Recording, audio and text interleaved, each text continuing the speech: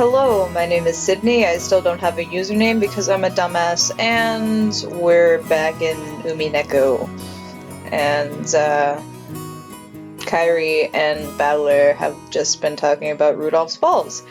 So, Kairi-san has always been very open about all of this, and thanks to that, thanks to talking about my father's testicles, we've been able to get along pretty well. Then, just when we were bad-mouthing Dad about being in the bathroom, the man himself came back, wiping his hands with a handkerchief. Battler. Hey, what's up, Dad? Boink! Ow, ow, ow, ow, ow, ow, ow! Don't pinch my ear! Gah! So you've been talking trash about me with Mom again, haven't you?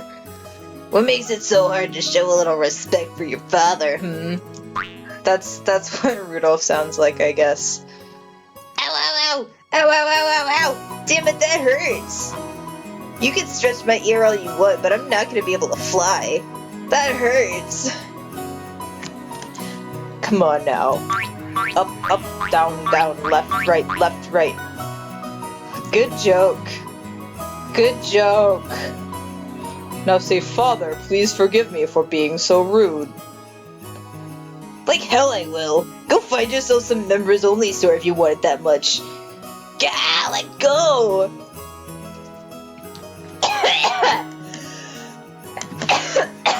Battler's voice is going to be the death of me.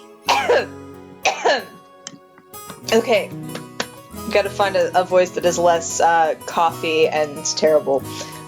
This old bastard is my dad. This old bastard is my dad. Okay. I think I'm pretty tall myself, but Dad's just about as tall as I am. It's no surprise Aunt Ava started talking about Dad's blood when she saw my height. By the way, my height isn't the only thing I got from him. I also got his penis and his balls. It seems having weird names runs in the family. Dad's full name is written strange, ominous noise. You can't read it, can you? Well, obviously not. I do not read Japanese. Thank you. And good night. Anyway, this guy's name is pronounced Rudolph. Ha. He must hate grandfather for giving him that name. He doesn't even have a red nose. It doesn't really make that much sense. So that's no reason to pass that weird naming tradition on to me. I mean, okay.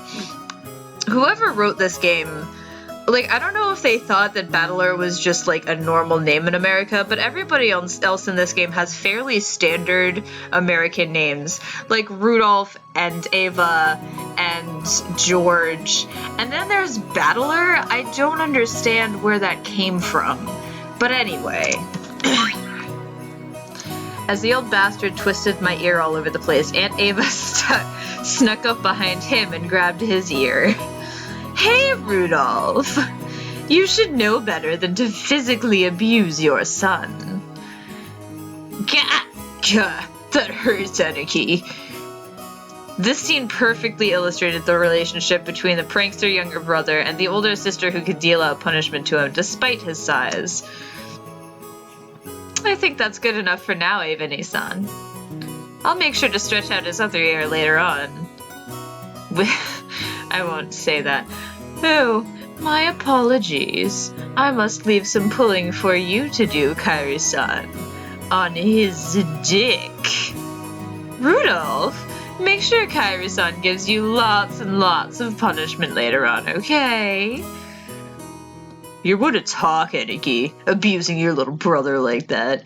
I'm Rudolph, and I don't like anybody, and Hideyoshi-san, I'd like to thank you very much for picking her up. If you hadn't been so generous, she'd still be unsold in the store. You have my gratitude and apologies. What? Who are you calling unsold? After taking 2-3 steps back, and Aunt Ava unleashed one of her beautiful high reverse roundhouse kicks, which she can do, which stopped just a centimeter away from the tip of Dad's nose. After starting out with Tai Chi Chuan for her figure, Aunt Ava then developed an interest in the Chinese martial arts.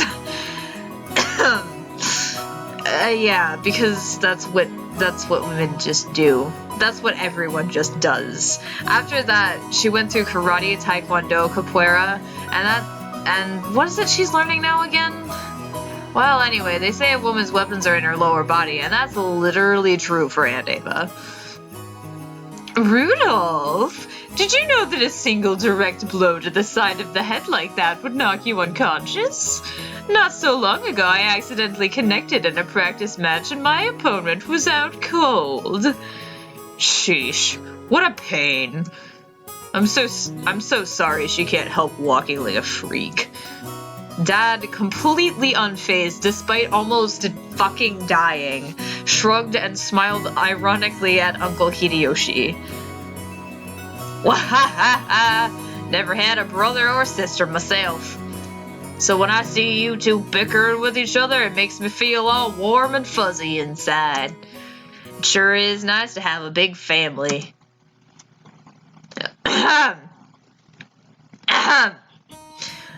Oh, then why not consider making a little brother for George-kun? He's already a fine adult who's about to go off on his own, so it might be a good time to have another child. Hey, have a little sympathy for the new kid and all the pain and suffering he'd have to live through. I'm surprised even George-kun turned out as well as he did after being born from this sinister sister of mine. And what an awesome kid he is. Better than my son. My son sucks. And he does. He truly does. Please share some of this. Please share some of that with our blackhead son of a son. Son of a son. That's not at all how it happened. It's thanks to Ava Ne-san's proper rearing that George-kun became the kind, gentle kid he is now. Isn't that right, Ne-san? Oh, come now. You think so? Our George still has a long way to go. By the way, how's your little Ange-chan doing?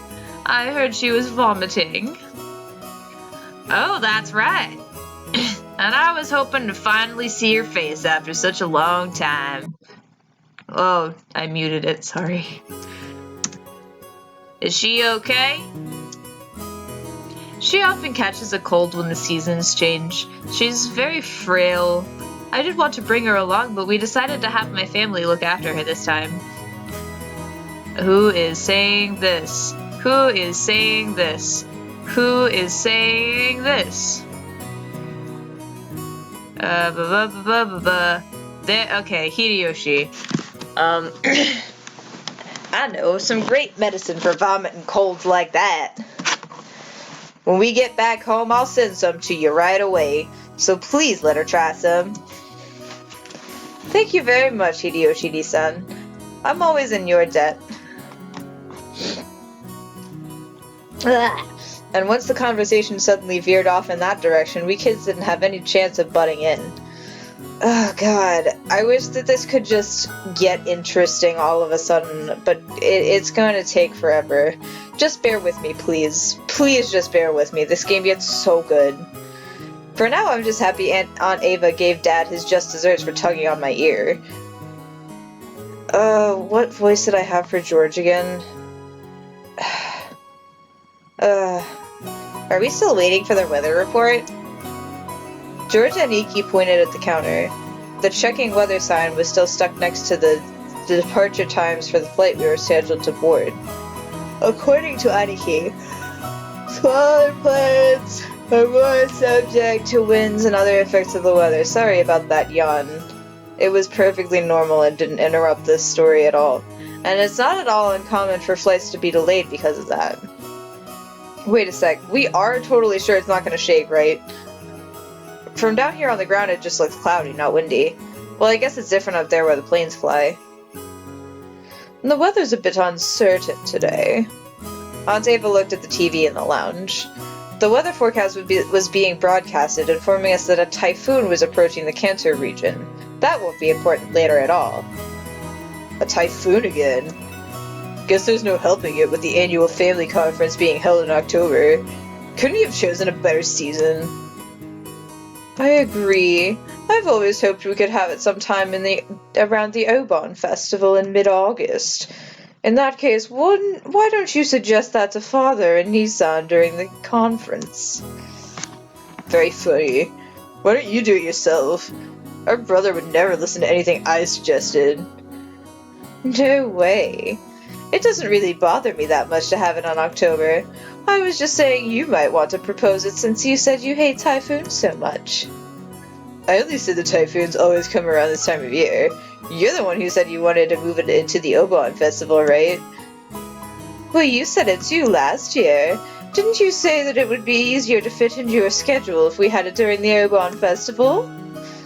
I never said anything like that. I'm Rudolph, and I talk like this now because I don't know what I had his voice being.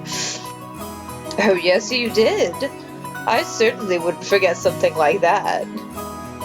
No, I didn't. You're the one saying that all the time. Didn't you know? Stopping a kick just a hair's breadth away from impact is a very high-level technique. Sheesh. Women your age shouldn't spread their legs like that. Jesus Christ. Okay.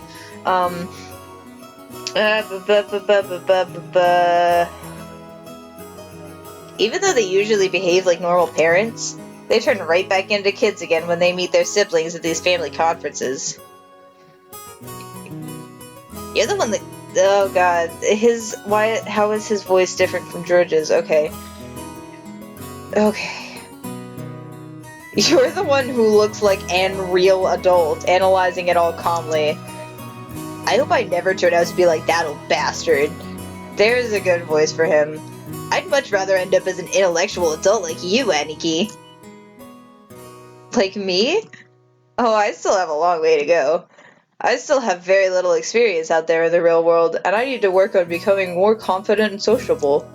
I think you've far surpassed me on all of those counts, Badler-kun. I'm sure you'll outstrip me fast enough when you become an adult. That's an okay voice for George, I think. George Aniki scratched his head and laughed, as though trying to hide his embarrassment. Of course he was just being humble.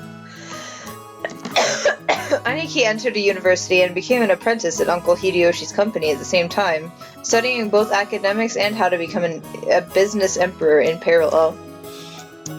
Then, right after graduating, he got into Uncle Hideyoshi's company as his father's aide, piling up a lot of real-life experience as he devoted himself zealously to his work. His great dream is to one day stand on his own and build up his own kingdom. Aniki is a really paragon of a man, sparing no effort as he strives toward his goal. It's no exaggeration to say that I really respect him. And then there's me. I'm nothing at all like Aniki. I suck. I'm living my happy-go-lucky idle high school life to the max. I got no dreams. I suck. I'm gonna collect money from my dad, and... When Aniki was my age, he had already formed an impressive objective and started devoting himself towards studying for that goal, so I guess I can't compare at all. My dad just says, sure, you can study at my company if you like cleaning toilets. Damn it, I'm not gonna be the debt of that old bastard. I'll find my way myself. If only willpower was all it took to become an adult. Should I go on one of those self-searching journeys that are all the rage these days?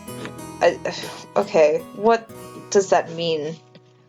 Well, it's not like I could mooch off my parents for that kind of money. Right then, Uncle Hideyoshi shouted out, "Ah!" He's a really nice person on the whole, but he does have a problem controlling the volume of his voice. When I looked over, I saw that he was greeting Aunt Rosa, who had come oh god, what's Rosa gonna sound like? Oh! If it isn't Rosa-san! Maria-chan, long time no see. Long time no see! Ooh! Okay, that's not... I'll work on her. Alright. Maria! Shouldn't that be it's good to see you again? Greet your uncle properly. Oh, it's good to see you again. There you go. Well said. How about some candy as a reward? Oh, huh? Where'd I put it? Rosa-san, it's good to see you again. It's good to see you too, Marie-chan. It's been too long, Kairi-ni-san, Hideyoshi-ni-san. And, oh my, Battler-kun. Look how big you've gotten. Come on. Ha ha ha ha ha ha. Don't tell me how tall I am. I am upset. Hey Rosa, you're late. Fuck you. If the plane was on time, you'd barely made it. I'm sorry. We had some trouble making our train connection. So, are we waiting on the weather again? Oh, don't complain. I much prefer the 30-minute plane trip to spending 6 hours bouncing about on a boat. Even if we're kept waiting here for an hour, it's still much faster overall. Maria-chan's gotten huge, too. So how tall are you now? Ooh, so, how tall am I now? Maria-chan parroted Uncle Hideyoshi's question, looking up at her mother. By the way, her name is Maria, but I just imagine that Hideyoshi, because of his accent, would not pronounce her name right, and also because, I don't know, it just seems like he would. I guess she doesn't remember her own height. She's probably right in the middle of growth spurts, so her height must change every month. Give it a few more years and she'll suddenly start looking feminine. Please don't say this about a 9-year-old. Just how tall were you the last time you got measured? You keep getting bigger and bigger, don't you? Right? Ooh! I think she's grown a lot since last year. Let's see. She turned 9 years old this year, didn't she? 9 years old! Ooh! That's right, you're 9 years old now. Glad to see you're doing well too, Maria-chan. Up you go!